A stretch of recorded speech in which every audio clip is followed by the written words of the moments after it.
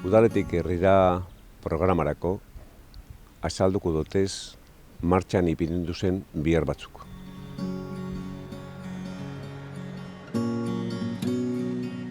San Juan kaleko lehengo fasie, hori doa San Juan Ibarreko parkien paretik, semaforoak paseo arte.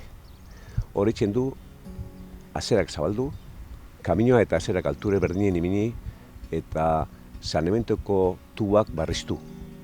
Ekainen erdin gerureko obrak amaitxute hongo dire.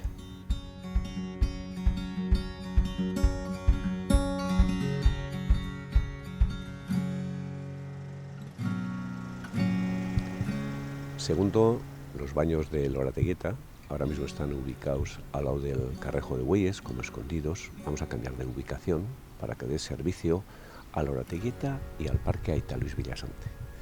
En Gernika disponemos de 6 servicios públicos. Uno en el centro, que es debajo de las escaleras de acceso al Paseleco. Otro nuevo que hicimos al lado de la ermita de Santa Lucía. El tercero en el edificio de pequeña velocidad, que es en la parada del bus en la central. El cuarto en el mercado municipal. Un quinto nuevo que pusimos el año pasado en Los Tilos, enfrente del apeadero del tren. Y este sexto de Lorateguieta, que dará un buen servicio al ciudadano.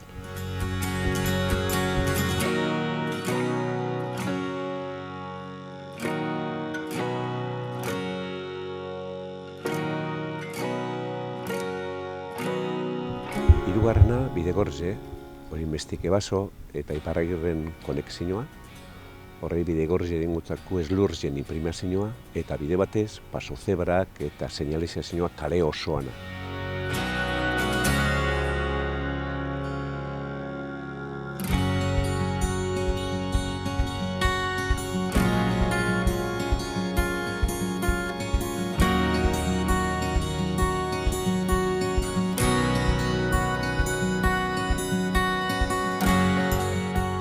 Cuarto, la urbanización del Paseo de los Tilos.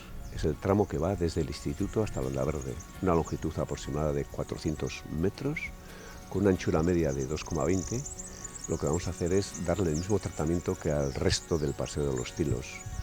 Los trabajos empezaremos a finales de este mes de abril y tenemos previsto terminar para verano.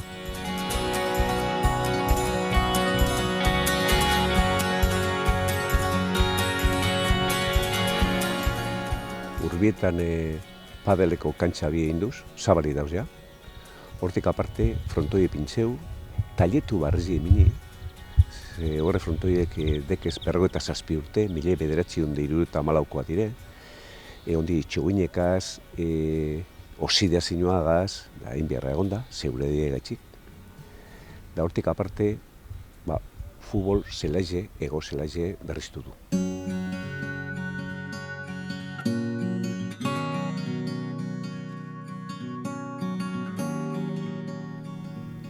Seigarren Camposanto, el cementerio. En diciembre contratamos a 10 personas para hacer trabajos de mantenimiento. Pintar el mobiliario urbano, la jardinería perimetral y para poner en condiciones bien ordenado el cementerio. Y aquí se ha hecho un buen trabajo.